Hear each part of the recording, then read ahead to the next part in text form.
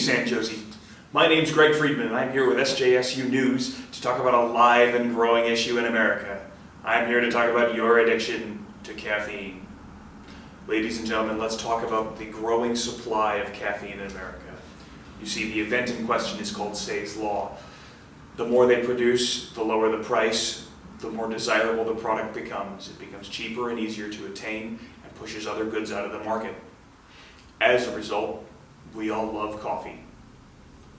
Furthermore, let's talk about the nations where Africa comes from. We're going to talk about Uganda today. See, Uganda is a country under siege from HIV and AIDS.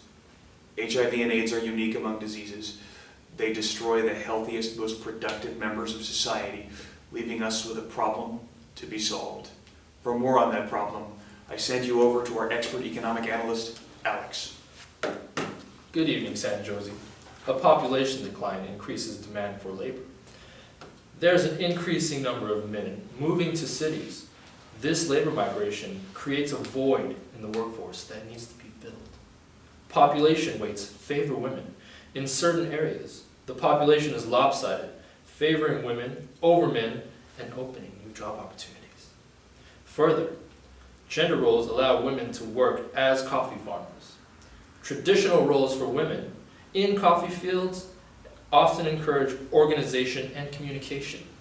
Moving to Uganda's population imbalance, general substitution theory states that when a good is very expensive, you have three choices. Don't use it, pay the new price, or substitute it for a different good. In the case of labor, the price of traditional male labor is expensive relative to price and availability of women. For a comparative perspective in coffee competition, we go to Steve on Ethiopia. Thank you, Alex. Like Alex said, the situation in Uganda closely resembles that in Ethiopia. Now, in 2012, the primary killers in Ethiopia are diseases of the poor.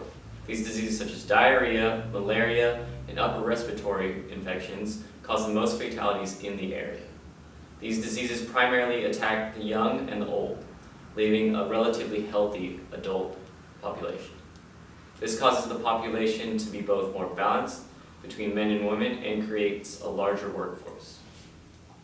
Now onto a rundown of the successes and failures in Ethiopia. The growth rate of 10% between 2004 and 2009 was looking very promising.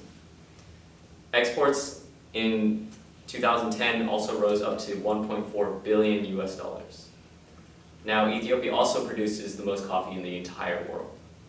Now, they also come with its downsides. Ethiopians cannot own their own land, and the primarily agriculture-based economy competes with both subsidies and free aid.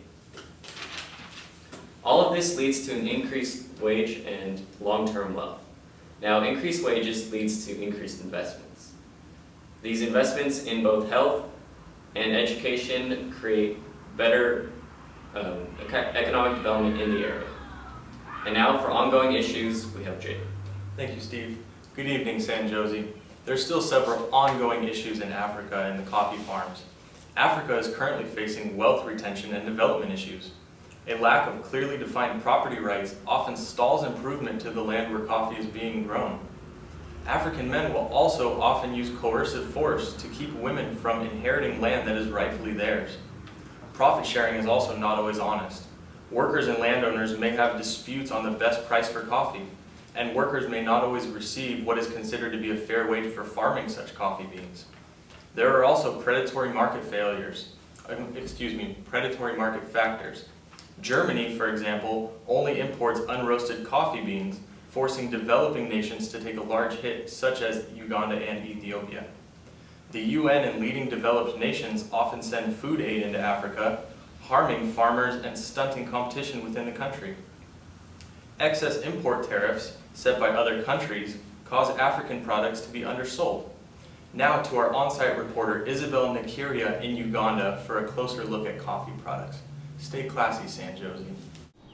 In 3 years, Uganda expects to have planted more than 300 million coffee trees, and demand from China is a major driving force. So we are having a joint venture in China. We have a promotional center. We have already created linkages with coffee outlets in China. So the potential is big, and we are positively tapping into that potential. Uganda's acreage under coffee is 280,000. Coffee authorities say the East African nation will almost double the figure to 500,000 acres. The current acreage under coffee is still yielding slightly lower than the average yields that are realized in an acre in other coffee producing countries. So we want to step up productivity and production. As part of the long-term strategy, authorities are now introducing the crop to non-traditional coffee growing areas like northern Uganda as it recovers from the effects of a two-decade armed conflict.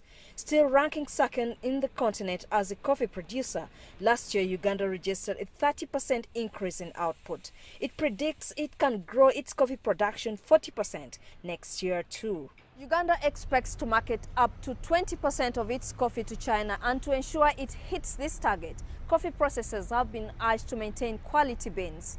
Isabel Nakiria, CCTV, Kampala.